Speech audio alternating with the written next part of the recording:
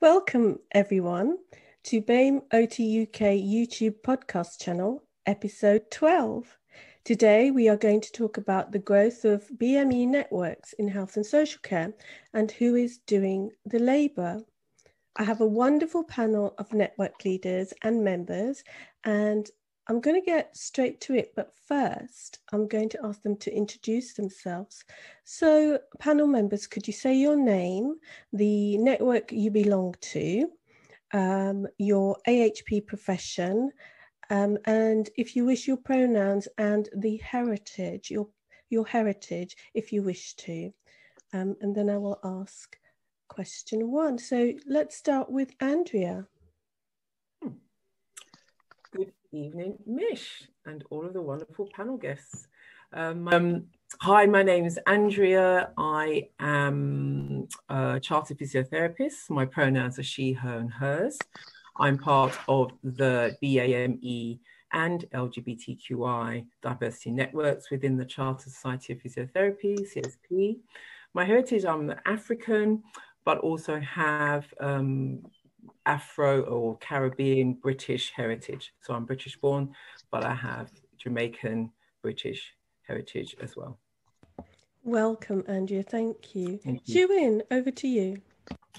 Hello, hi. Yes, my name is Jou Yin Teoh, and I belong to, I'm a registered occupational therapist here in the UK. And the networks that I belong to, I am a founding member of the BAMEOTUK network. And I also lead the Racial and Cultural Equity Working Group in the university that I work in. So my pronouns are she and her, and I am of Malaysian Chinese heritage, specifically a new migrant to the UK. Welcome, Jou Yin. And Shirley, over to you. Hi, my name's Shirley Masterson. My pronouns are she, her, and hers. I am an occupational therapist and I am a member of the BAME UK network. I'm also part of AHP Minoritized at the university that I work in. And my heritage is I am British Chinese, Hong Kong to be exact. Thank you and welcome. And Steve, over to you. Hi, so I'm Steve Tolan. I'm the London Chief AHP at NHS England and NHS Improvement, which is it's NHS organisation. It's effectively the Commissioner of Commissioners in the region. I'm a physiotherapist. My pronouns are him and he, and my heritage is white Irish. Welcome, Steve. And Arne, over to you. Hi, so I'm Arne Puntis. I'm a physiotherapist by background. My pronouns are he, she, her, hers. And my heritage, I am half Chinese Malaysian, half Indian Singaporean, but born and bred in London. Professional networks, I'm part of the CSP BAME network and also the CSP Disability Network. And although it's not a network, part of my role over the last 6 months has been working at Health Education England, looking into increasing the ethnic diversity of AHPs. And so I've kind of networked with other networks within that. Welcome, Arne. Welcome, everybody. And my name is Mushrat Ahmed Landayu. My preferred address is Mish, and my pronouns are she, her, hers.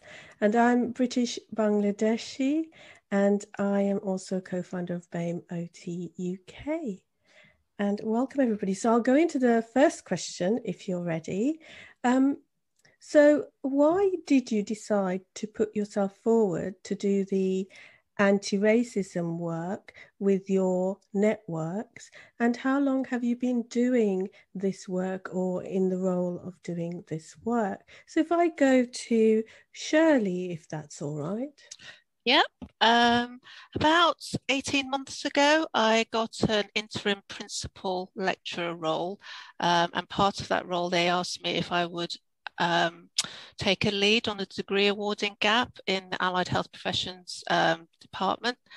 And I, at the time, felt that it built on the work that I'd done that I'd been doing with international students around their experiences on placement and their experiences about belonging. And I thought that there is some overlap, but I felt like my eyes really opened. And even though I've been brought up here, I grew up in a Chinese takeaway in London.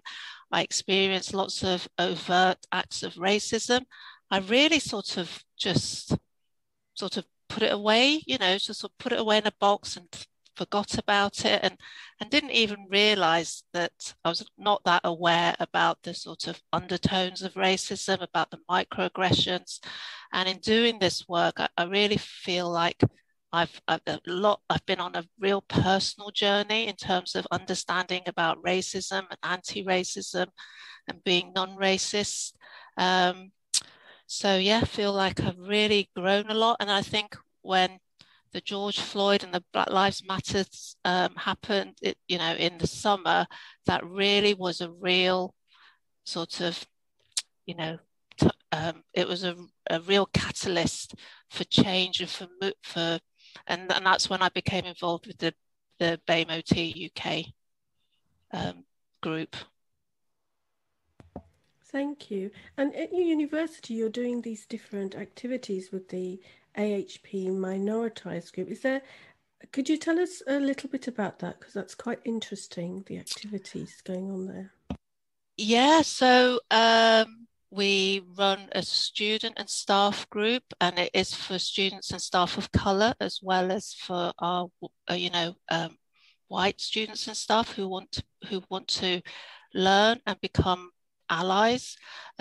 We've run some conferences. So we've just finished our Sheffield Diverse Voices in Healthcare series of events, which has been really interesting. We've had some great speakers talking about maternal health disparities in relation to COVID. We had a session about your voice, your identity, your power, and about allyship. So, and that was in conjunction with Nursing and Midwifery Minoritized, which is run by a colleague of mine, Sara, and it was also run with the BAME Medic Society. So we sort of facilitated these events with some students as well, which was great. We also run workshops within the College of Health and Wellbeing. And I also have colleagues, and we've been putting together webinars and conference events. And so, yeah, it's growing all the time, all the events that we're getting involved in and facilitating. Thank you. That's really interesting and really good in a way to hear your growth, but also there's been some pain in that journey, and I want to acknowledge that as well. So thank you for sharing that. Andrea, over to you, same question. Thank you. It's a really interesting question. I think from a professional point of view, my work has really, I guess, become more visible and more tangible, I guess, in the last year, 18 months.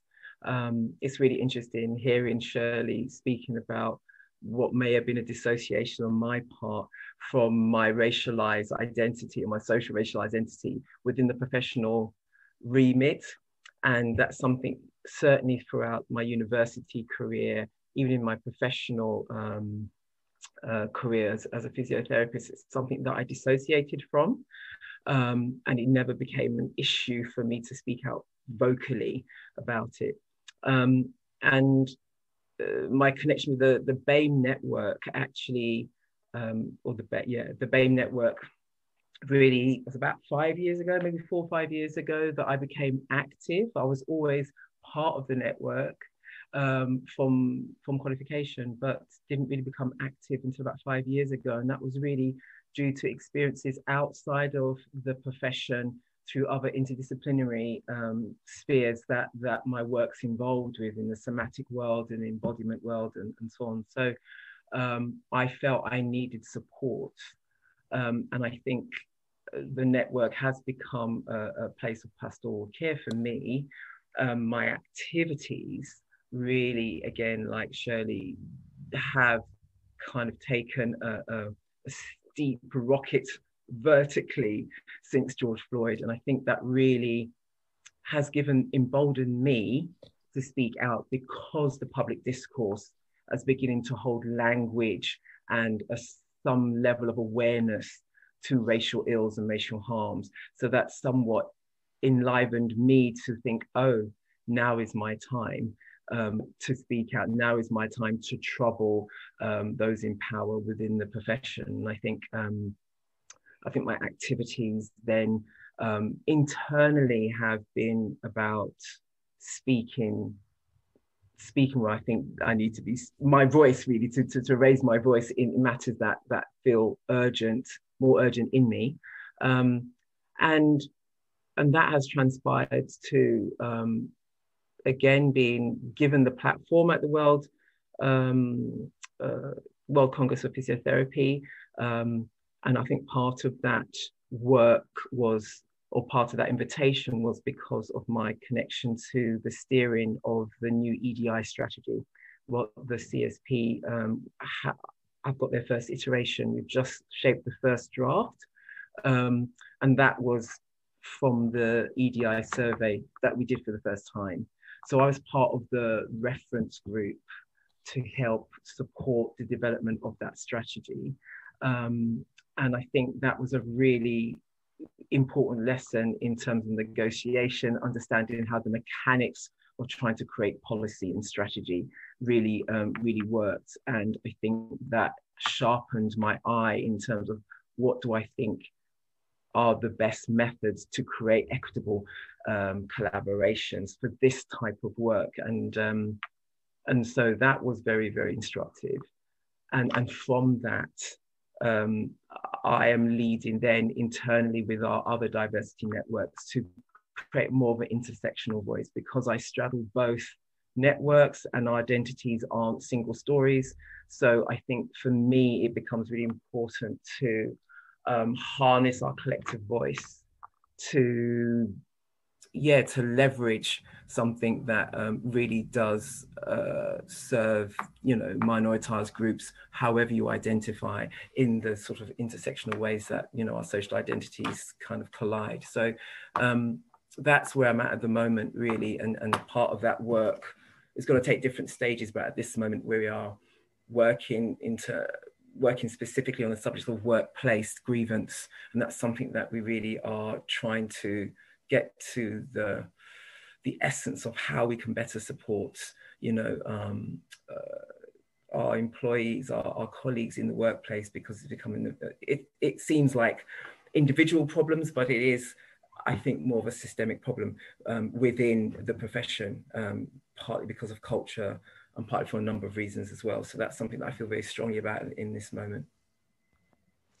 Yeah, I think we all kind of have those similar actions. We're trying to grow this collective and change, and really knowing you and having you and in my life as part of my growing journey has been very beneficial. To hear about what you're doing has helped me sort of understand about why I'm doing what I'm doing. You kind of explain it to me so well that I can take it away and carry that with me and go to that other place that I need to be. So thank you for that. Jou Yin, over to you. Okay, thanks, Mish. Yeah, I thought it was very interesting, that Shirley and Andrea talked about how, as people from minoritized ethnic backgrounds growing up in the UK, and as health professionals, that there was this dissociation of personal identity and professional identity. My story is a little bit different. I think also I am of a minoritized ethno-religious background, even in my home country, which is situated in the global south. And something that really stood out, when reflecting on Andrea and Shirley's stories, is that I have benefited from community action to support members of my community, members of my community, to overcome systemic inequities all my life.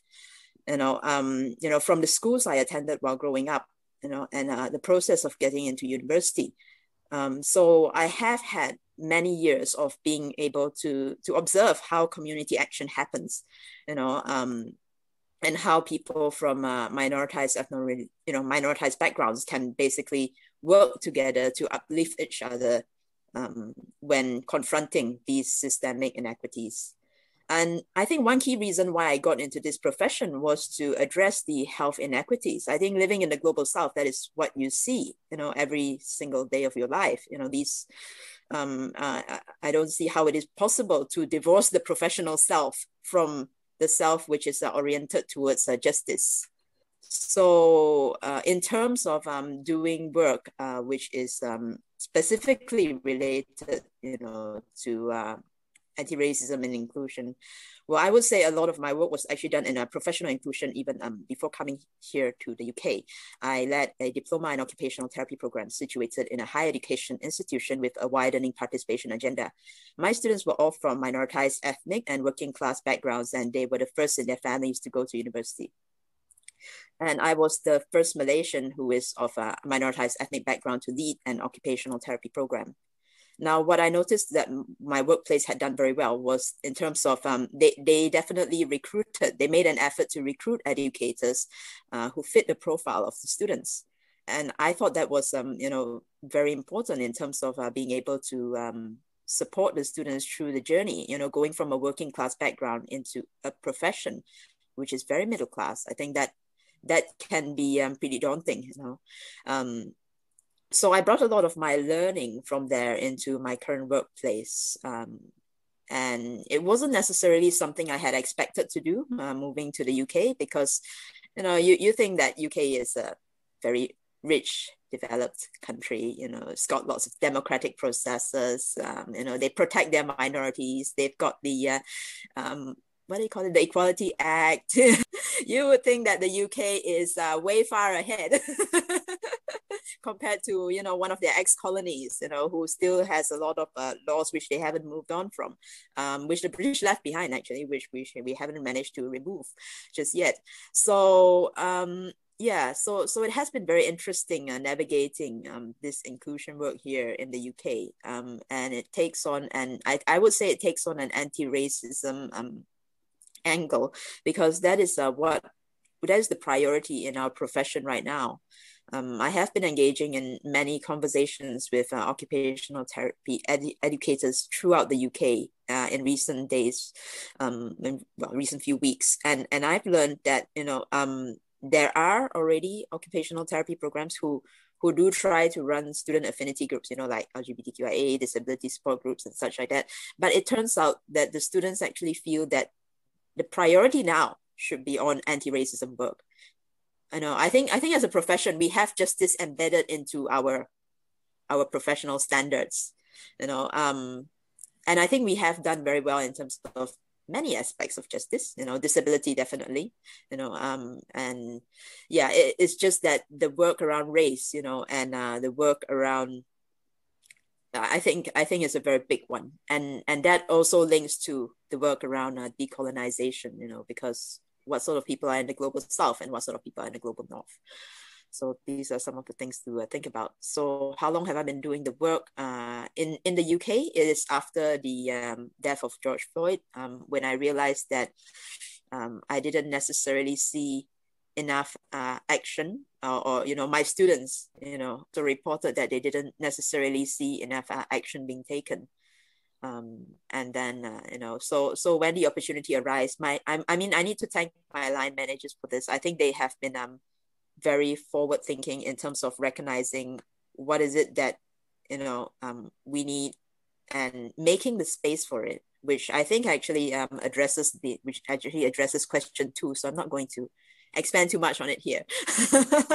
But I would say that, the work that I've been doing would not be possible if it was not a collaborative and concerted effort. Not only actors within, my immediate workplace in the Division of Occupational Therapy, but also a lot of support from affinity groups like BAMEOTUK UK, and I forgot to mention the international group, OT practitioners and students of color. Yeah. Thank you, Jou Yin. I always feel tired after listening to you because you're doing so much.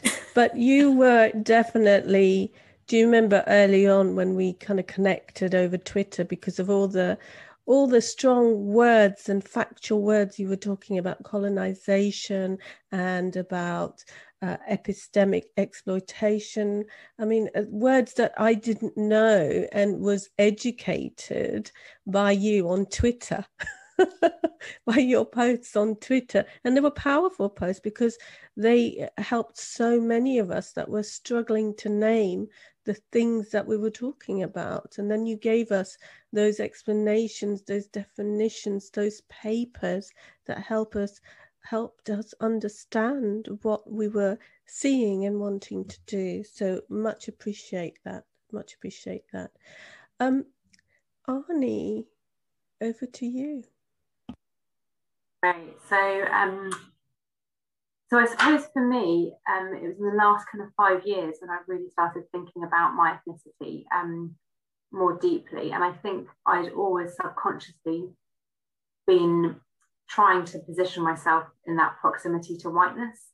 And then over the last 5 years, I suddenly realized, hang on a minute, I'm not actually white, which I know sounds really strange, but I suppose I'd kind of sort of told myself that you're basically like everybody else, you're white. And I had lots of white friends and I was in physiotherapy and I didn't see myself as being any different. And then I started thinking, actually, but I am different and other people do see me differently. And I sort of started my journey kind of in that place about 5 years ago. And it was because I was trying to move into working in universities, actually. And I started having conversations about ethnic diversity within HEIs. And that's when I suddenly realized, hang on, this person's talking to me about this because I'm brown. And that was the kind of revelation that happened in my mind. And I was like, oh, wow, hang on a minute, I need to process all of this. And then I joined the BAME CSP network. So 20 years, after starting as a physio, I finally joined the network. And I remember going to the CSP in London and being in this room full of people and just suddenly feeling that real sense of belonging. And I was like, wow, like you people really get me, you understand me. And like, it just felt like, wow, it felt quite emotional actually. And then I joined the kind of BAME CSP WhatsApp group. And then I think I'd started having conversations at work in my clinical practice about racism and about student experience on placement and kind of discrimination that people are experiencing. So that had kind of started, but it wasn't really anything that big. It was just informal conversations.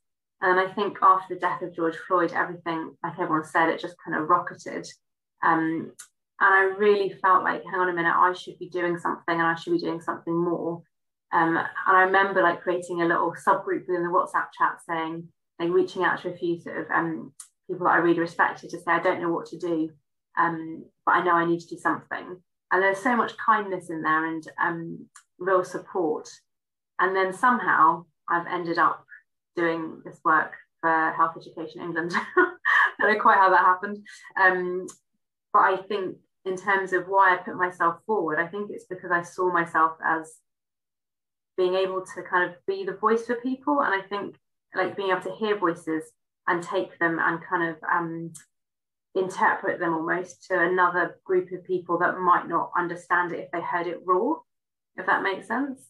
And I don't know whether it comes from like, I've got a real strong sort of sense of advocacy for other people, which is probably why I went into physiotherapy in the first place. But being able to kind of share that narrative and champion that voice and kind of act as a bit of a conduit, I suppose. So thank you for that personal story. I think a lot of us will relate to it, where we come into realization one day that we are different, that we are not white, we might have been colonized in some way, and that we are in a colonized education, in a colonized system, and we act and behave that way because we've been brought up in that way. And then one day something happens and someone points out to us that we're different. And sometimes it's a bit too painful to suddenly hear that. And sometimes you think, yeah, I've always felt different, and that's why. Thanks for that. I'm going to roll with it. And those stories, you're saying that, and when this podcast goes out, people are going to so relate to that, because so many of us are this culture where we're not totally from our culture. We were born into our heritage culture, but we're brought up in this UK culture, and we ourselves are a different subgroup, a different culture within that.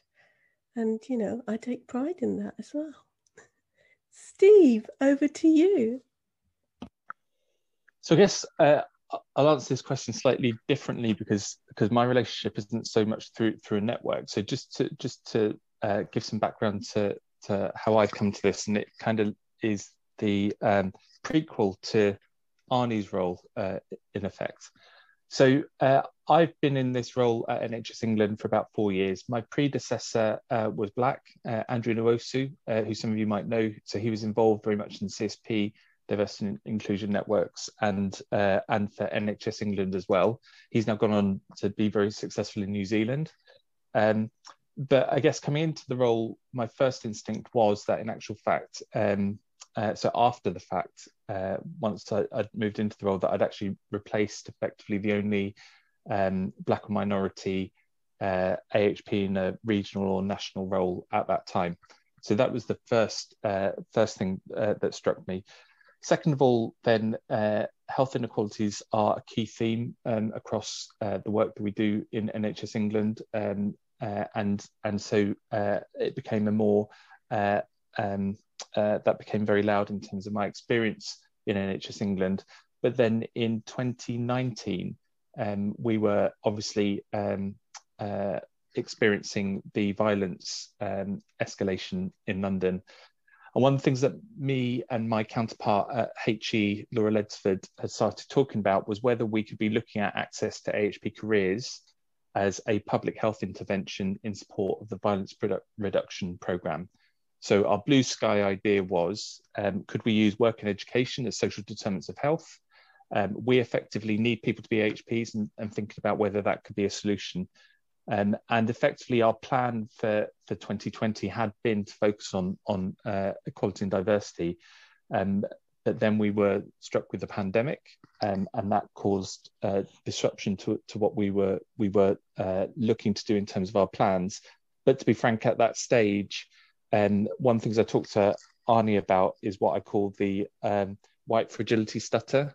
So if we were having a discussion about diversity and inclusion, my stutter rate at the moment would be much higher than it is now. And what happened at the beginning of 2020, before the pandemic, before March had happened, I'd had lots of early conversations with BAME AHPs that I knew, and they'd been very kind and generous, I have to say, in hindsight, in how they had helped me with early discovery. But at that stage, I was a rampant stutterer. Certainly wasn't confident in terms of stuff. Was asking more questions, but hadn't done any particular reading or that deeper element. Then, as we came out of the first wave, I mean, it was very clear about the disproportionate impacts. But what also became clear, and this is something that I now am very keenly focused on, is that you can't separate health inequalities from workforce inequalities for me. I think they're inextricably linked, and I don't believe you can fix one without the other. And that was repeated as we move forwards. Now, the opportunity came up then through HE to be able to put in place a HE fellow in order to support us around diversity and inclusion. And that was really important for Laura and I for a few reasons. One of the reasons was because we knew as we went into the second wave that we knew what rationally would need to be deprioritized. So as we're rushing to look after and make sure we've got enough beds and various other bits, then explicit work on diversity and inclusion within my personal capacity would fall away. But the second thing was as well, Laura and I had a discussion to say, we're not the right people to lead this. We don't have the insight. We don't know enough about it, and we need to be able to bring that expertise in, not just actually to deliver work, but actually support us ourselves in terms of our development and how we respond to that. And that's kind of the genesis of Arne's role. and how that role has developed. So not just providing leadership in terms of delivering programs, leading those listening, providing visible leadership, but in actual fact supporting us very much in our development as leaders and reducing our stutter count, but also increasing our confidence and being able to take part in things like this, and also day to day providing check and challenge when it's needed in different spaces, but certainly to us if we're making if we could be thinking about doing things better moving forwards. So really that's kind of the genesis of Arne's role, and then what that looks like for me is a partnership whereby Arne's certainly brought subject matter expertise, that the listening events and the capability to bring those stories in, and then what we look to do is provide sponsorship and also help shape and experience access to networks, and look to see how we can evolve this work across London. So that's my quick. Thank you for sharing. No stutter there, Steve. No stutter there. That was interesting, and it is, you know, it is a complex issue, and the thing is, wherever you start, you'll hit another place to do the work. So whether you started with patient work, you would then quickly hit the boundary of, well, we're doing the patient work, but we can't make it any better because we haven't made the staff situation better. And as you make that better, you'll hit another boundary, which is, the management, the leaders, and the board members are now blocking this. There's work to do there. And, you know, and the thing about critical race theory is there's many ways of doing this, but it is a big bang approach, like just go everywhere. Just go everywhere that you think needs work and just do it. And then take time to evaluate and see what the outcome is. And if you're doing the right facing work, you'll get lots of good outcomes, but there will be outcomes that don't work. And those are things you'll hone in on. But it is, you know, it's how you do it in this complexity of the social construct of racism. How do you do it, and what, and who is with you on that as well? Because the literature is saying that the hard labor, the hard ground-based labor, is done by people of ethnicity, and the leaders at the top are still white. So the question is, when are the leaders at the top going to share their space or just step aside, is what I keep asking. You know, why do we always have to be the hard labor people? Because that's colonization right there. Me think about a question that came up in another sort of another group, that, you know, can anti-racism work be done without brown bodies? Yeah. So in the mix or question leading anti-racism work within an organization without brown bodies there. The thing is, it's not just about brown bodies or white bodies. It's that the thing about anti-racism work, this is about democratization, because this is about societal benefit. So we need everybody in the mix. But when we have everybody in the mix, we should also look at the power dynamics and the recolonization of what we're doing when we do that. Because if you look at the work that's been done, there's this definite difference in the ethnicity spectrum as you go from ground phase to up, in who's doing the work and who's leading the work. And it's about, not about that you shouldn't have brown bodies. Of course you should.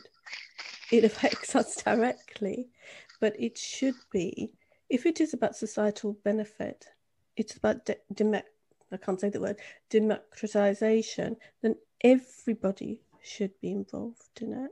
Yeah, but I guess equality of power space is important. I guess my question was really led by thinking about the unequal work being done because of which leads to another question, I guess one of your questions about, you know, what, you know, if you're not doing the work, and that's that tension that I hold in myself, if I'm not coming forward to do this work, who's going to do it? And you often find people of color are coming forward to do the work. And in this space in the last 18 months, what we've had is everybody reaching for people of color. Oh, what do we do? How do we do it? How do we strategize? What do we need to think about? What do we read? Oh my goodness, you know. And so there's all of this burden of work being done on people of color, and there's this tension of like, well, I'm kind of wanting to give in this space, but it's a lot. And so my question then is around something to do with, you know, unequal labor, and something to do with, again, what you're speaking to, the sort of democratization of the way in which these mechanisms or I guess our activities are spread across different hierarchies, and also, you know, in terms of who's where in those chains of power. And that's important because it's important for my students that I equalize the space, and Jou Yin is doing that with her students, and Shirley is doing that with her students. You know, we're equalizing the space because a few brown bodies can't do it. We need everybody to do it. But how do we, it's like rolling moss, isn't it? How do we gather more people collectively and with momentum? And but be honest. Like Steve said, we don't want the stuttering. We want honest conversations, and sometimes we get it wrong, but if we have a safe space, we can talk about it. We can't hide anymore, because we know silence is being on the side of racism and oppression. We know that now, because here we are again talking about this topic, and how many reports have been, what is it, 70 reports in different areas talking about how to change institutional racism. How many more reports do we need, and how many brown bodies do we need to do the work? David Lammy will talk about it all the time, about how many brown bodies have done reports and nothing's happened. We don't want to be there, so we want to work collegiately with our allies and with our peers of ethnicity as well. We need each other to make this work. Yeah, I was going to say, one of your other questions was, where do you find support, or, you know, what keeps you going? And I sometimes feel so overwhelmed and so tired, and I feel so despondent because I think the task just seems mammoth. And even after running, you know, the Diverse Voices in Healthcare series of events, the day after, I just felt so flat, even though they'd been received really well and had great speakers. And I don't, you know, and sometimes it can just feel like the task is so mammoth. How are we going to get there? And where I get my energy from is like going to the BAMEOTUK UK meetings, you know, even though it's 8 o'clock on a Wednesday night at 9:30, I feel like I've, you know, just feel totally energized, and finding allies in my colleagues of color and my white colleagues, finding those partnerships, finding those people that you can connect with and go on that journey together, make change together. I think that's what gives me something back, something that makes this journey not feel so difficult. Definitely agree with that, Shirley, in terms of sometimes just feeling really overwhelmed and feeling like the mountain is just so high, like it's such an uphill struggle. And then I sort of need to like tell myself it's not just me, it's not my sole responsibility to fix this massive problem. And I think often as therapists, we sometimes have that in our psyche about, we want to make things better. We think it's all on us, it's all our responsibility, but trying to kind of realize that we're just one small part of that, the bigger picture and the kind of jigsaw. And, you know, it's an ongoing process. But I think in terms of support, similar sort of things, but also for me recently, it's finding people, and you guys probably find the same thing, finding people that have done this work that are more senior than you, and they're also AHPs, because there aren't very many AHPs kind of at this level that are of colour. So sometimes trying to find someone that you can connect with who's been there before, for me initially was quite difficult. And then I met all of you guys, and I was like, great, I've got my I've got my kind of network to go to. But within organisations, when you look around, it is very white. So then trying to find people to connect with within the AHP world or outside of that, but being able to have those really open and honest conversations and kind of say, gosh, I'm really struggling, I don't know what to do, and they go, it's okay, you're not on your own. I think that for me is the most important thing, just that not feeling alone, that camaraderie. I think it's your question. I think if we're going to move naturally on to the second question, which it seems like we are sort of sitting there, and as I've written it down, I've taken some notes, what support is put in place. And I think the put bit is the very interesting piece for me. There was a recent article, I think I put it on Twitter, saying that Cambridge has opened its doors for more BAME students to come into its ranks. And I'm just curious, like many institutions who are talking about decolonization, many organizations talking about we want to welcome more color into our ranks. My question is, if the house is burning, what support is there, right, for the new intake of people of color? What support is there? What safe spaces are there? What accountability is there? Is there consensus across the faculty in their systems to support individuals, or is it just a number of executives saying, oh, we need to increase our numbers because this is what is the right thing to do? It's the right thing to do, but really the put piece, I think, is for me within the CSP.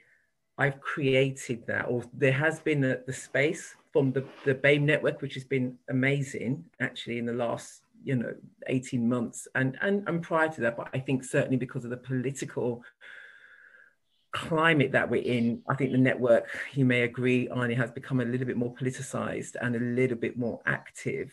With that sort of social lens, political lens, that's how it feels, at least to me. So I think for me within the network, apart from the BAME network, I don't think the organization has put anything else in place for this type of work, and are calling on individuals to advise, to steer, to be part of,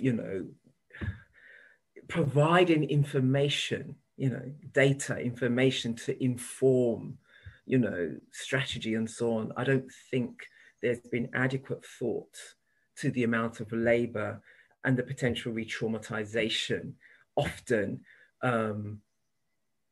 for individuals, for minoritized groups and racially minoritized groups, to pipe into this strategy, which I talk a little bit about. It's this retelling of stories always. How can we understand the cause? Tell us your stories. And I think this, and I'm going to call it, trauma porn. It's something that I don't think is an effective strategy on its own to steer consciousness, to change, or to provide ways of seeing things differently. I don't think it's the only strategy. And I think when we are caught up into this cycle of telling stories, come forward, tell us about it, we are left at the behest of individual white minds and the imagination of white minds to be sympathetic or not, and to choose, and they have the benefit of choice, to choose whether to be affected, to be touched by it or not. And we are left with what we told our stories. What support is there for us? And I say us, people of color, then to have a healing space after we potentially have been re-traumatized. And so I think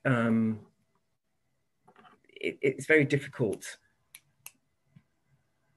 to really, and yeah, it's something that I want to look at. I don't think I've looked at it, or we've looked at it in enough detail going forward as a sustainable way for us to do this work, and those particularly for minoritized groups. So yeah, that's all I've got to say. I'm going to bring Steve in here because you said something about commissioning, didn't you? Did you say something about commissioning?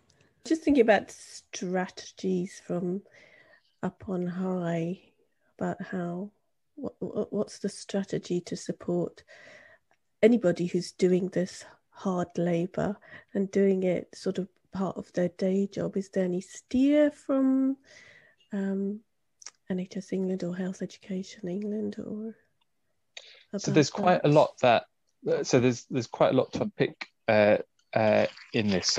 So where to start? So the starting point is, in terms of if we just take the NHS planning guidance at the moment, there's a requirement this year that there's a focus on recruitment and retention, and explicitly within there around equality and diversity and inclusion. In London, we have a London Res strategy, and there are if you like, goals and targets and things that we want to achieve in it.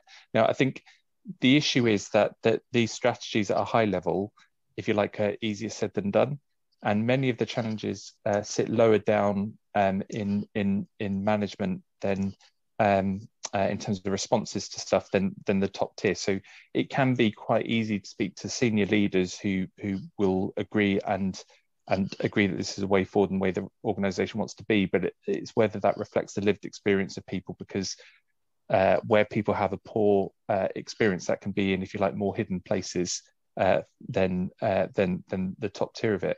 One of the things that Arne has done is she's pulled together some resources to help with some of this decision making with people, with managers, thinking about cultural taxation and when is it right and when is it not to be engaged with things. So ideally, it'd be great if there were more employed time, such as Arne's, to be able to do things. But in other times, there's a role for, if you like, activists and undertaking activity.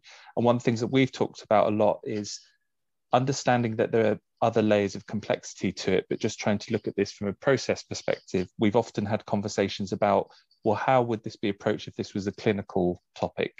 How would this be approached if this was a different type of of activity? So what is our role as professionals within that framework to do additional activities to a point? When is it that these roles should be funded?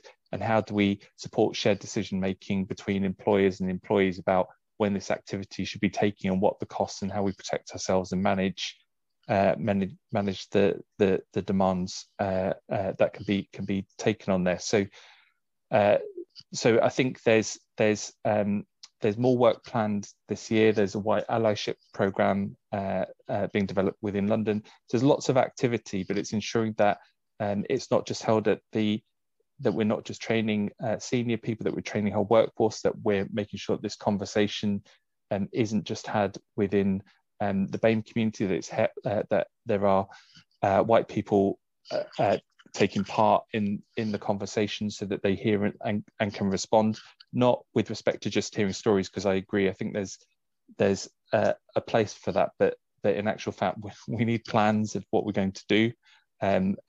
We're actually repeating, it's been positive to have those listening opportunities, but we're repeating things that people should know by now. And it's actually working to say, we kind of accept it, therefore what we're going to do about it, and actually, to put it in a boring sense, what are the project plans that are going to go with this? What are going to be the training plans? What are the activities that we need to achieve functional, structural, process change? What are the cultural change that we need to address it? So it's just trying to unpick it so that it moves to more of a bit of a deliverable place. So there are all of the plans that we need, as I think someone said, all of the strategies that have been written are written, but it's translating that into the change narrative. The only last thing that I just wanted to say was, so in my role, I sit alongside professions leads from other professions, dentistry, pharmacy, optometry, and a few others. And I think one of the things just to reflect on from an AHP sense is there is strong recognition across professions about the leadership that has specifically emerged from AHPs and the activity and the voice and the narrative and the resources in comparison to all other professions. So one of the challenges I have for Arne is all of the other professions want to speak to her and she's only got so much time. But the issue is, but one thing that we have to reflect is when we think about intersectional challenges, there is also an intersectional opportunity, which is there is actually some sort of talent and advocacy that emerges from the HP community. And what's being seen actually is across EDI topics compared to other professions and compared to our size and various other things, I'm hearing acknowledgement from a range of places about the success or the voice of AHPs in this compared to other places. So I think we as AHPs can be our own echo chamber in that sense, but I think it's important to acknowledge the leadership over the last 18 months that has emerged from within the AHP community that feels different somehow and has cut through. So even though we have those bits of slog that we talk about, I think we also need to acknowledge the leadership that has emerged. Another thing, just to add to what Steve said, is about those conversations. And so the people that are doing the work on the ground, the people of colour, it's almost like their managers need to be able to see what they're doing and understand it. Because I think, you know, that's where the gap is. It's in the middle section rather than, you know, the kind of exec level and chief AHPs, they get it, they're on board, but actually it's your line manager that you're scared to kind of ask if you can take an hour of your time to go to a meeting that's to do with EDI because you're thinking they won't let you and you have to make that time back up again. So I think it's that middle kind of section that we probably need to target a bit more so people feel comfortable having the conversation with their manager and their manager feels comfortable having the conversation back. And the other thing to say is that within, like Steve was saying, within NHS E&I, but also within HEE, they're suddenly going, okay, well, we can employ someone to do this work. Like so my kind of role was a bit of a kind of pilot, see what happens. And now they're going, okay, well, if they can do that in London on that amount of money, then why don't we get someone in the Northwest to do it? Why don't we get someone in the Northeast to do it? And so I think like that's really positive that change is happening. And it's, you know, obviously not as fast as everyone would like it to happen, but it is that kind of drip, drip, drip effect. And also, I suppose, the conversations that I'm able to have, people listen. So, and I think that's really powerful that within HEE, people will come to me and ask me things and I can kind of tell them and give them kind of information and just a different viewpoint, because until we get more diversity at a higher up level, they don't hear those different viewpoints because it doesn't exist. So it's also, I suppose, about the current staff that we've got that are doing this work. It's how do we amplify their voices and how do we promote them within their careers to get different opportunities to be able to be really successful, because they want to do it rather than the fact they feel burdened by it and they feel they have to do it. It's getting that balance of that kind of responsibility versus, you know, actually wanting to do it and getting reward from doing it. Jou Yin, can I ask you, because you were probably the first person that I knew that was doing this kind of work that I came across. What has been the risks, really? I want to know, what has been the risks in doing this job? Role, I should say. You know, I always say, you know, here in the UK, you have the Equality Act and you have freedom of speech, very protected freedom of speech. So yeah, you have a right to that. You know, the context where I come from, I don't. and yeah, well, basically I was, you know, at some point I was going to talk about like, systems that perpetrate oppression even without people being oppressive, you know, and I think that is the case in a lot of post-colonial countries. The British left behind many laws, you know, in my home country, which are used to curb freedom of speech, which are used to, you know, curb all sorts of ways to address inequity. And later on, when the UK managed to remove them, when the UK has taken steps to make its society more equitable, those laws and systems which they left behind in post-colonial contexts are still there. So, you know, if you ask me what sort of risk come for this sort of work, if we're talking about whatever risk I face in my home context has been a lot more dangerous, you know, to me, you know, in terms of my personal safety, and not just my personal safety, but also the safety of my loved ones, you know, because of the collectivist culture that we have back home, where, you know, yeah, perhaps your individualistic culture here in the UK is something that protects you as well, where people, you know, only hold you to account and not your family. You know, they're not going to punish your entire family for a mistake you did. So yeah, risk, you know, can actually, you know, be at risk of yeah, your personal freedoms, your personal safety, and not just yours, but also your families, in post-colonial contexts. You know, and I'm not just talking about like you know, post-colonial contexts which are less well-resourced, even places like Singapore, you know.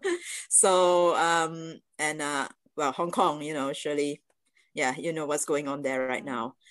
So if we talk about what are the risks here in the UK, you know, I'd say that the risks are still there, you know, probably not to the, I don't know about where it gets to the, it will, I wouldn't say it wouldn't get to the extent where you don't have people trying to, you know, actually kill you off. The risks, I think, are similar, but probably to a different degree, you know, because of the systemic influences that you have here.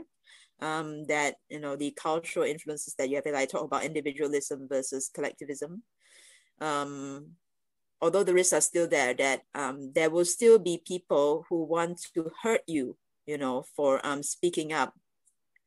And, you know, the way the British would go about doing this is a little bit more roundabout, you know, rather than directly saying that I'm coming for you and your family. British passive aggression. Yeah, just won't share the chocolate bar with you or something. Yeah, but that goes on to what you're saying. Actually, is really interesting about. I think Andrea mentioned it as well about harm, isn't it? You're doing the work, but you're also opening yourself up to harm as well. Whether that be, you know, mental or physical harm, there is. When you do this kind of work, there is harm happening to you. And like Andrea was saying, sorry, Andrea, I'm saying you were saying, you can say it yourself probably. but that there needs to be things in place. And I definitely discussed this with the project manager for our Decolonizing the University, in that if we're going to go out there, and we're going to talk to minoritized persons, marginalized persons, even if we're not asking them to tell the story, they are still getting harmed, because you are reminding them that you don't have equal space. They don't have equal space. You are reminding them by just coming to them and saying, oh, I just want to talk about this. You are reminding them they don't have equal space, that they don't quite belong. And how many times in their life have they heard that? And they're having to hear it again. I mean, I'll be honest, my mental health really deteriorated because I just didn't feel supported. I didn't feel supported by the AHP community, because every time I wanted to raise something, I was slammed down. And I thought, is it just me? Am I the only one who's feeling this and hearing this? And of course, then I found people like Andrea and Jou Yin. And then I found another soul sister, Shirley. If I'm talking about racism, say it. If I'm talking about white supremacy, say it. Not hide it between. I love what Steve said, stuttering. I'd be like, you know, and I would like, and actually, as I was saying that, I'd be harming myself because I'm not speaking truth, and I want to speak a truth. The white construct of society has enabled, and the pandemic has shown it, has enabled the death of health and social care professionals as well as citizens, as well as the public. And we can't get away from that. And we have to not, you know, and Steve said this, and I've said this, the data is already in 70 publications. Please don't ask for the same data. If you're going to do any data work, make sure it's different and adding value to the data that already exists. Because, you know, and I'm talking about David Lammy because I went to a Unison meeting and he said, how many times do you have to do the same criminal justice data collection? How many times do you have to go back to healthcare or public sector and do the same questions just because you want to delay from actually taking the hard work and doing the hard work of change?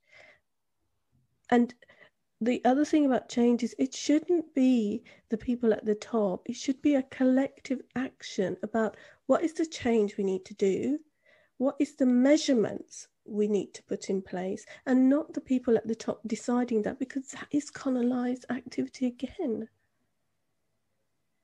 If you want democracy for social benefit, for your workforce and for the public, you got to get together and go through the muckiness of finding out what is the change action, what are the measurements, and stop trying to kind of, in a way, carrying out that capitalist construct of what's the productivity going to be at the end of this.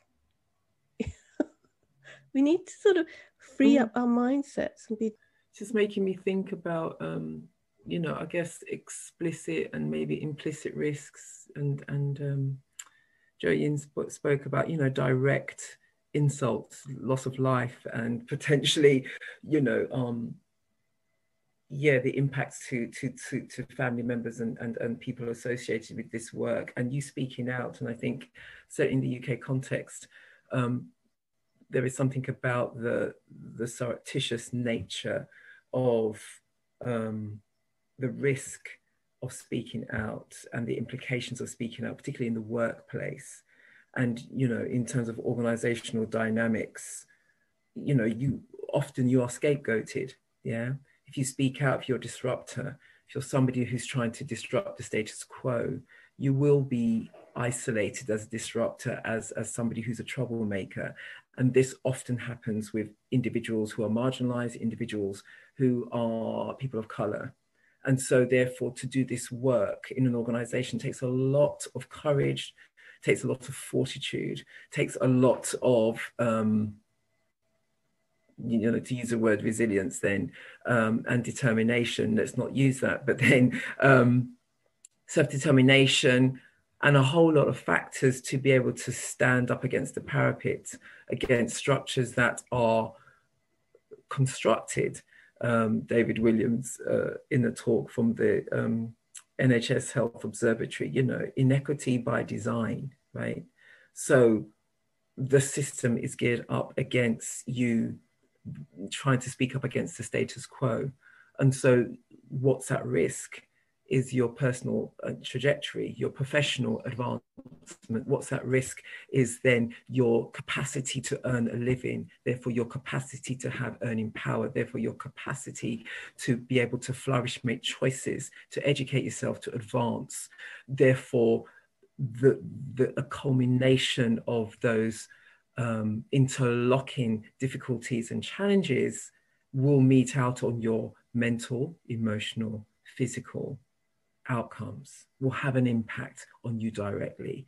So the ways in which culture then plays into, you spoke about, Arne, the middle management, the block, right, of progression, of advancement, this is the way, the risk of you speaking out and trying to challenge and push back on those systems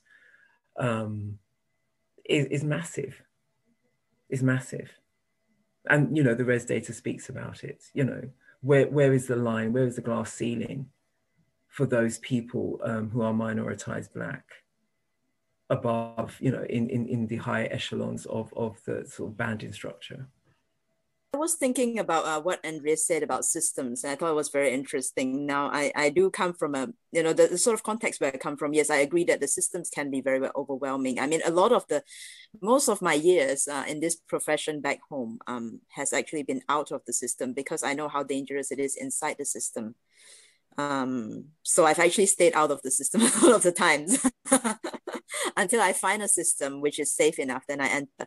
But what I find very interesting about the UK, you know, is that the system is so big and so overwhelming. You know, I always talk about blue ocean strategies when I'm talking to my students about, you know, entrepreneurship or even emerging roles in the profession, you know, and I'm really curious to find out what the potential, you know, is over here, or whether it is, you know, the system is so overwhelming that is the only way to go. You have to fight your way through the system. You know, the approach that I've taken has always been to work outside of the system until you find a way in, you know, somehow, or you've built up enough relative power, you know, for the system to say that, okay, you're someone worth respecting, then you come in. So I'd be curious to find out a little bit more about that. You know, is the system that overwhelming here, you know, or, you know, are there so to speak spaces, you know, in between the rocks and the debris, you know, of a river where you can flow through? A bit of Kawa model there, thank you, Joey. Your fave model. I think for me, it's that thought about, I think, so thinking about the going it alone, I think one of the things that feels different at the moment is that there's greater visibility of more people doing it together.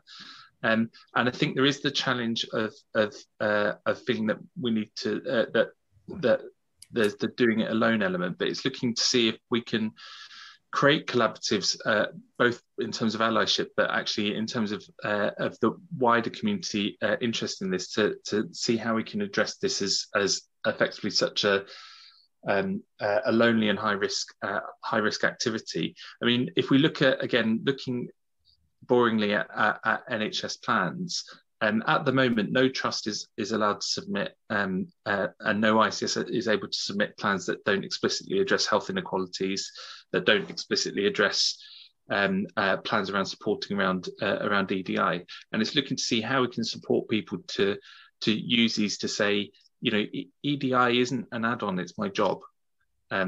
Because it is actually in the plans of their organisation, and health inequalities isn't an add-on, it's my job. And if you do anything, and if you plan anything from a workforce perspective or from a new service perspective that don't cover those things, it can't be a plan that's accepted within the organisation. So that's the top-down instruction, but it's being able to share those levers with people that they can say that in actual fact these topics shouldn't be, or this discussion progress in this shouldn't be controversial from the rules that are being put in place, but yet it's trickling that down to make sure that is the lived experience of those conversations with middle managers. And part of that is making sure that the whole workforce, and I'm speaking specifically about the NHS, have an understanding, look, what are we all trying to achieve together, and do we have shared values, and are those values around equity and supporting the development in those sorts of ways. So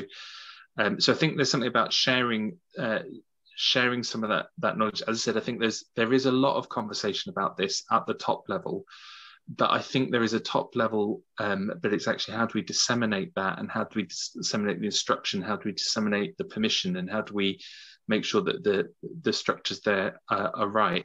And then just really finally to say, one of the things that I've experienced recently, and I've shared with Arne, I have witnessed in recent times several attempts at fairness, structures that are earnest attempts to create equitable approaches to interviews and various other bits that, in my view, actually resulted in unfairness.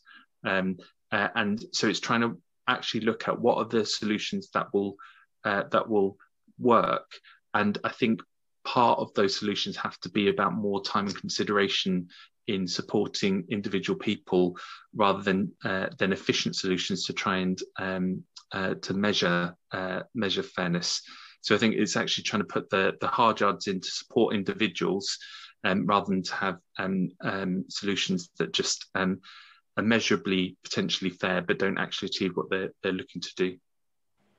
Interesting. Yeah, I've got lots of things in my head now, Steve, after you've said that. How do I get them out?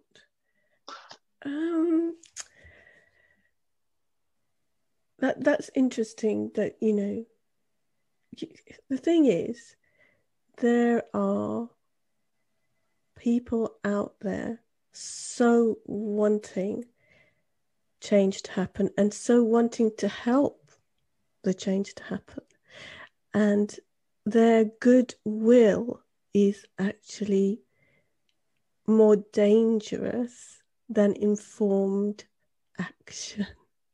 And I think one of the things that, and again, I'm just thinking about my decolonizing activities, that we have to collect the data to know what is going on and understand the trends of what's going on from a qualitative and quantitative perspective. But the other thing is, people need training. They need a roadmap on how to be an anti-racist, to be anti-discriminatory. They don't need a one-off education. They need a roadmap of how do I keep checking in. I have my big, 4-6 weeks training across the whole staff group, not just clinicians or management or, across everybody in the workforce. And it's going to be money that's required and whether they'll put the money in. And it's not going to be a one-off training. This training, just like BLS, has got to happen in a repetitive annual check-in way as well after you've done your big 4 to 6 weeks. Otherwise, we're going to be in the same place because our bad habits will come into this. So before we even think about change, we need to have the right training. And I'm a bit, I have a bugbear about EDI departments and HR departments because they're corporate and because they're about the protection of the business by managing the people. Yes, and they design things away from the people. They don't get scrutinized. I mean, wouldn't, someone who's gone through a disciplinary or a complaints process, they're the best person to sit down with and scrutinize that policy. Not a person who's never been through that process. And those things don't happen because there's all the gatekeeping of who has the power to look at this and who has the power to change it. And that's why I say, EDI has to radically change. Oh, Steve's gone. I'm here. Steve doesn't want to listen anymore. EDI has to radically change in the way it works. And it has to have clear strands of activity, a clear strand of activity and policies around anti-racism, different from anti-Semitism, different from Islamophobia, because these are different things and need different attention. But you need to have the education, the understanding, the mentoring, and a roadmap to help that change happen, to help that long-term good change happen, to have that ability to check in. That is what I find a lot. And I haven't been on this earth that long. Well, I have, but But I keep saying the same thing. I keep seeing the good intentions, but where's the investment and where is the right way to face for change? And if you're going to do the same thing with EDI and organizational development departments, which is about gatekeeping, and which is, and you can't say it isn't, it is about looking after the business. It is about protecting the corporate through these policies. It's not about the working staff. I haven't seen it. Otherwise, why am I, when I was a union steward, why am I now as a student success and anti-racist education practitioner having to say this process from HR or from EDI does not even handle this issue right now, and because it doesn't handle it, you've said we shut it down. How is that right?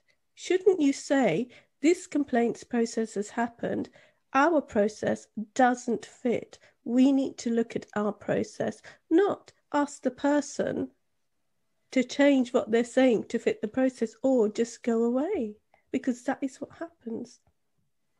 And if you want to really read a good book on complaints, which hasn't come out yet, but it's by Sara Ahmed. She's written exceptionally good books on included and what's the use, about this exactly what I'm talking about. And her new book, Complaints, is going to be an eye-opener. Yeah. Because that's what EDI, HR do, they're protecting the business. Mish, I just wanted to, raise a point about what you said about EDI, and I totally agree with you that EDI has, been used to sanitize injustices. And I just wanted to point out recently that there has been a new acronym going around called JEDI, which has justice in front of EDI. And I think that's very important because we always talk about EDI, and people use it to sanitize, injustices. They just ignore the injustice and they're like, oh, why can't we all get along? Let's hold hands, kumbaya, without first acknowledging the justice aspect. That is the very, very important part. So if we aren't even using the right terminology, how do we even know that we're focusing on the right thing? Start with the justice part, Jedi. It has a very cool Star Wars ring to it. But also, when we talk about justice, that also helps inform our analysis. And I think it can help in terms of changing a lot of perspectives. Justice can be very much evidence informed. We're trying to facilitate things like inclusion is a little bit fluffier. Yeah. I'd just like to add to that, because the whole EDI structure and, the machinery, it's $1 billion business, right? And it's really in part reparations for or reparative approach to rehumanizing our interactions, really. That's what it's there to do. But, we've taken the humanizing part out because, people who have been marginalized have been dehumanized. And so the whole idea about justice, what you're saying, Jou Yin, is really about rehumanizing our activities, because it's trying to undo this project of the colonial project or the imperial project. It's trying to undo this in some kind of fluffy way, but we're not really naming it for what it is. And so how do we start there? What is it to be human? In our organizations, in our workplaces, what does that look like? So rather than cultural competency, why about cultural safety, right? Why don't we just do that? What does that look like? And how is that different from trying to be competent in all the different ways that we need to be competent for all our different ways that we present in terms of our social identities and our differences? How do we do that? Yeah, no, I was thinking about what Andrea said about cultural competence. I think I've been doing a lot of thinking around cultural competence, and I think we probably need to start normalizing the use of cultural responsiveness, because it is a lot about how you respond to things and then on an ongoing basis, not something you develop competence in. I've completed this, I've got my certificate, I'm competent, that's it. Responsiveness is more of a lifelong process. And perhaps that's something to think about as well. One of the interventions which I have been working on with my own students is about having courageous conversations and creating brave spaces, and I think that is something which is very much needed, in order to navigate these murky waters and try to make sense of, what is just, what isn't just, and which direction to go along. Steve, did you have your hand up, or it's gone now? Yeah, I was just going to say something about the challenge of training. I think one of the issues is, so for example, every year I do my IG training. I wouldn't test me any other time rather than when I've just done the training. What's And that? Instagram. Oh, sorry, IG? information governance. Oh. Okay. So every year there's all these rounds of mandatory training, and hopefully, I don't make mistakes in it in my day-to-day job, but it's working out how to support people to just not see it as a gateway to pass through and then forget. So it's trying to work out how to do that as an ingrained part of work. But then also, if we think about the whole of the NHS workforce and the big beast that it is, from the porters and the electricians to the consultant doctors, one of the real challenges that is that at different levels, and even within professions, and even if we look at AHPs, the different characteristics and how all of these different either workforce groups or professions are constructed, and how to cut through in terms of the cultures in which they wrap themselves in. So if we compare, even physio to OT, but then if we think about the difference between the cultures in medicine versus nursing versus porters, then it's thinking about how do you provide a training solution, or how do you take people to a place that they're responding in the way that they need to within the clan construct, whatever theirs is. And actually achieving what we want, which is that lived experience for wherever you work within the NHS to have a positive experience. One of the things that I'm hopeful for is the NHS is doing a piece of work around anchor organisations, where they're looking to be an anchor within their communities, to recruit and procure from their local communities, and to have their communities as part of the culture of the organisation.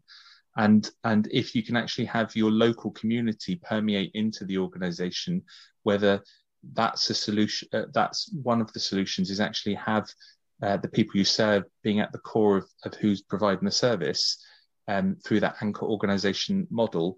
I think that's something that I think is quite attractive. So theoretically, then your doctors, your nurses, your physios, your porters, your electricians, etc., are from your local community, and whether it's about just bringing more of the outdoors in order to support some of that as well. So that's something that I'm excited about as a future opportunity. I mean, that's great in terms of providing jobs as well in the local community and addressing directly health inequalities. I mean, the NHS is a massive employer, and this will go very, it's a great idea for addressing health inequalities directly. Yeah, it's a great idea. I like that. Yes, from the community straight in.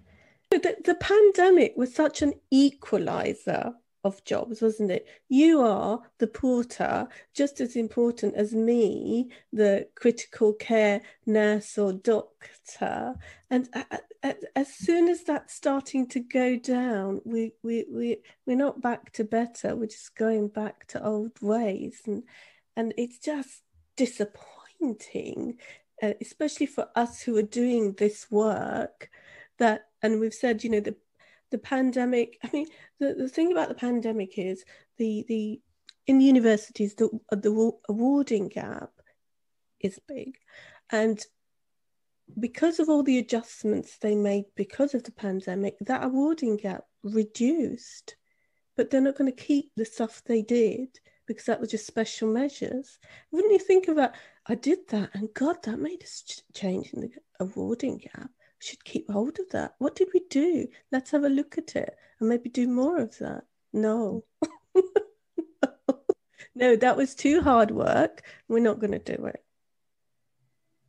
So then we'll end up with the awarding gap again. And I feel that trickling in to the NHS as well. We're all like, you know, happy with everybody, and we were all in it together because this is about, you know, societal survival. And then we're going to go, you know, you can feel the hierarchy stepping in, the difference coming back again. And I wish we'd just pause. I wish we'd just pause and go, wait a minute. There's some good stuff happening. Why aren't we just holding on to that and seeing if we can work it in different contexts and use it in different ways? But I mean, it is a firm. Education is a firm. Public sector is a firm. And they've got that firm mentality. And we do need people like yourself, Steve, at that level, and people like us at grassroots, just really being a big bang noise and saying, you know, there's a different way to do this. And if we have many voices, it's a bit like that. Do you remember that old Unison advertisement where it's just one person going, I need this change to happen, and that didn't happen. So then all of a sudden behind them was this lots of staff behind them going, we need this to happen. And then they notice. I think that's what we need. We need this growing collective that are not going to put up with this inequality, this noxious racism, you know, however you want to put it, institutional, structural, microaggression. It's just racism. Just say that. Why do you have to put a little name to it to make it feel a bit better? You know, it's just racism. Been around. We're trying to dismantle it. Been around decades. We're just trying to dismantle it. And we can only do it as a big collective.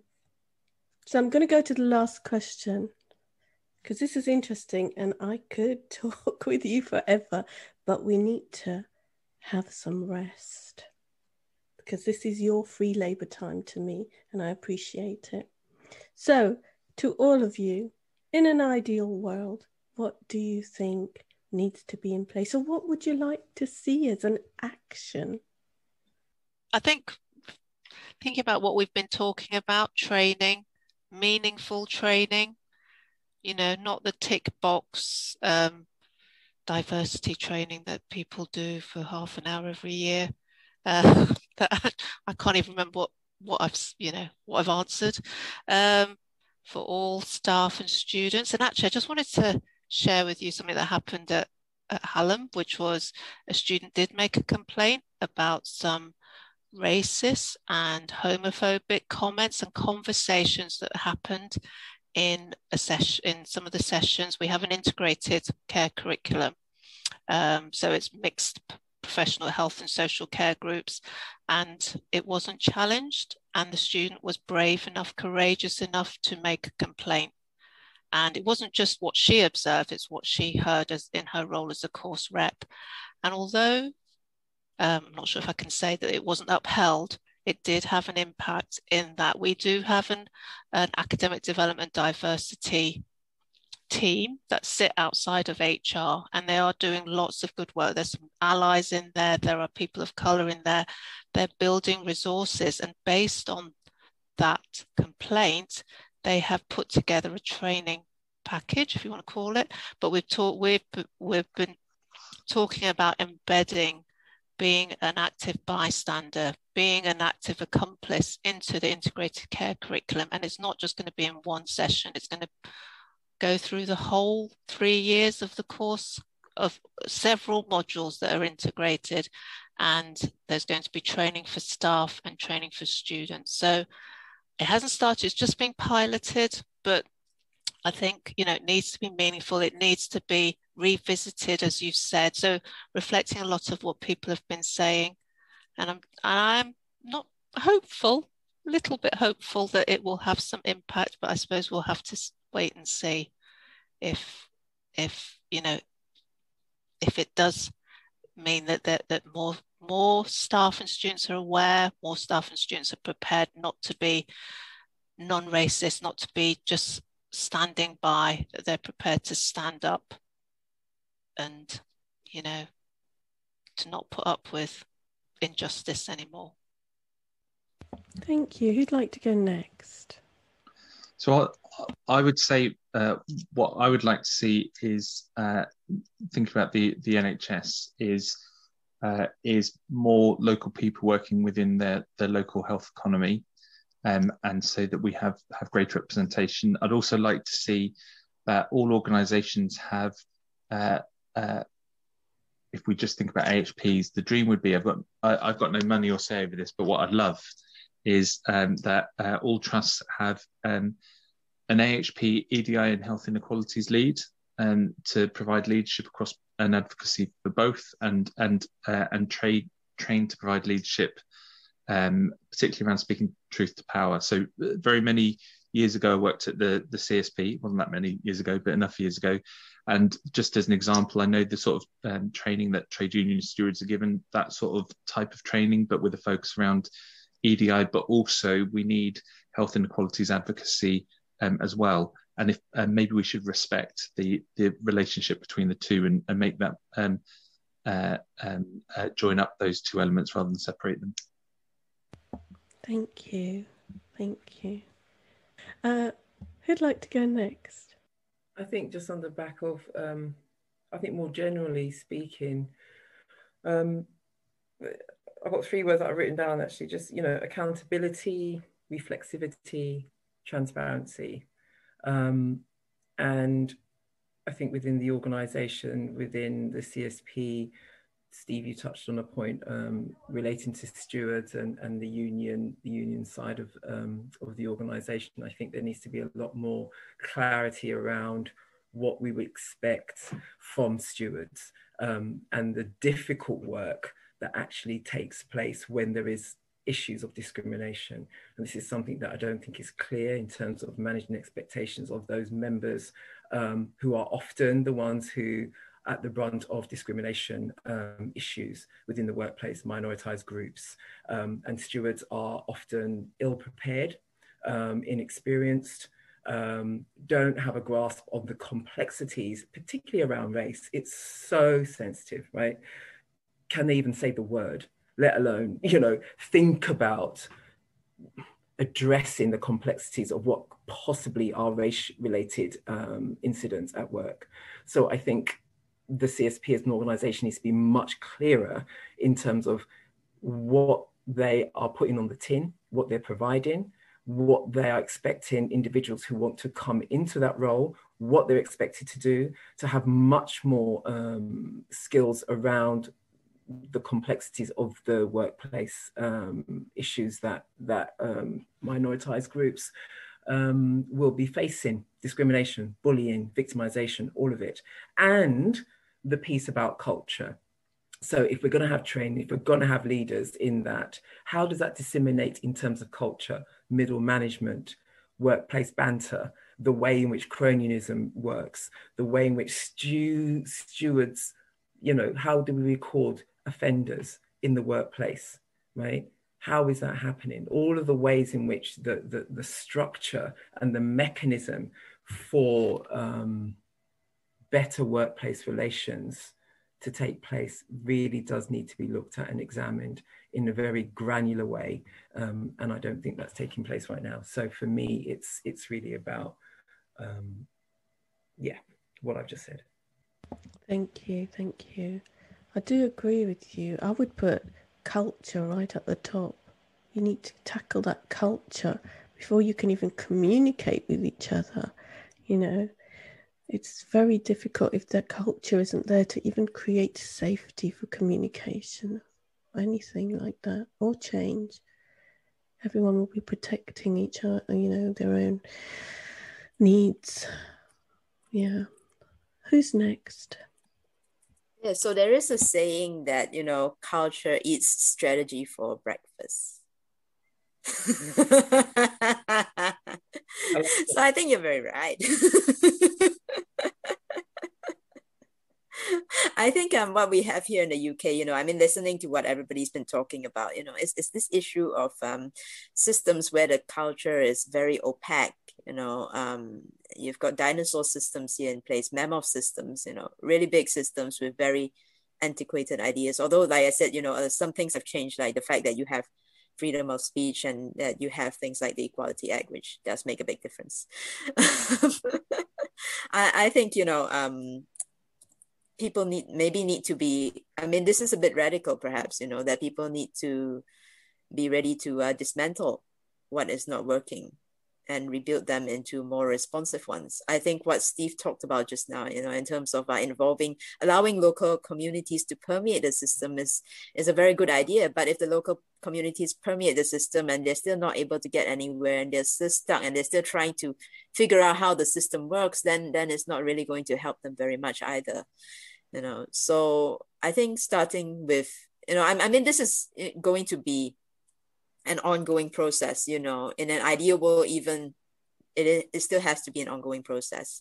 So I would say, in terms of action points, start with building a culture which prioritizes justice, which prioritizes protection for the people speaking up, like what Andrea talked about, accountability, transparency and such. All these are part of responsive systems. And I think they can work. It is possible to build responsive systems, but the people in the system themselves need to be responsive, and that again goes back down to culture. So prioritizing protection for people to speak up, I think is the biggest, most urgent, aspect of what needs to be done in the UK right now, whether it's higher education institutions or whether it is the NHS, because it's only when people speak up, then they are heard and they know, something is being done, then only we will be able to improve. So yeah, I mean, if I were to talk about ideal world, and there's no ideal world, I'd rather talk about what's realistic right now and prioritizing protection for people to speak up, prioritizing justice. That is really necessary. Thank you. Yeah, culture, justice, they're just needed right now and applied and strategized. Absolutely. Arne, over to you. At least. I think for me, it's about in an ideal world, what needs to be put in place would be the ability for people to have open conversations, and that sort of the brave space that we talked about, and that sort of openness and vulnerability to be able to actually be really honest and to accept the other person for who they are. And that works in both ways and across racism and discrimination, and just in terms of rehumanizing people, so that actually you get to build a relationship that's based on two humans rather than anything else. And then I think once you understand someone better, once you know them on a personal level, you can then talk about this stuff and you don't cause offense because you're on the same page about understanding that you both want what's best and you both are happy and willing to have that conversation. How you go about achieving that is a different kind of matter, but I suppose it comes from seeing other people doing that, and maybe part of it is modeling that behavior, and part of it is probably training. And in order to be brave, you have to have that psychological safety. So it's then working out how do you do that, which I don't necessarily have the answers to, but I suppose in an ideal world, you'd have people having open, honest, vulnerable conversations somehow. Yes, there's a thread going with all of you there about that. The space. What does the space look like that we're all inhabiting? And you said something there, Arne, about, what we need to talk about is not through a deficit model. We need to go and find those leaders and role models at every level that are doing great work and just shove it in everybody's face that, we do exist, we're doing great work as well. We're not just all just suffering. We are actually part of making the change happen, and we're making it happen. And here I am. Hello. We need to have more of that, Arne. one of your things you could do is promote more of that. But do that. But I think I'm going to end the session. We've talked a lot, and I've taken a lot of your energy, and I am grateful for that, and to have this open and honest conversation, to have this safe space for us to do, and to feel that we can share it with the public as well. And I've been writing some things down as you've been talking so much. I wanted to get in, but I'll see if I've caught what you've all been saying in my ending monologue.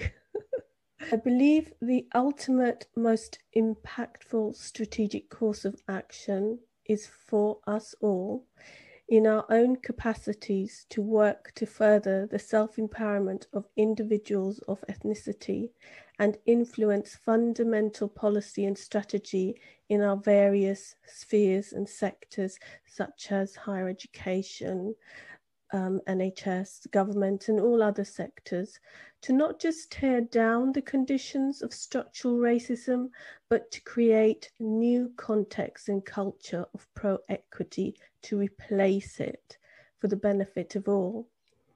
When enough change in that direction is achieved, a critical collective mass, we will have reached some kind of results in widening the impact of this change and the sustainability of this change, and to make it eventually move faster, this change. In other words, I believe this needs to be a distributed, coordinated, systematic, strategic effort, and BME networks are an integral part of this magnificent change that I'm envisaging. So what I say to you is, come on, what are you all waiting for? Let's all lean in and do the work for change. The burden is on all of us to democratize the public sector. Thank you very much.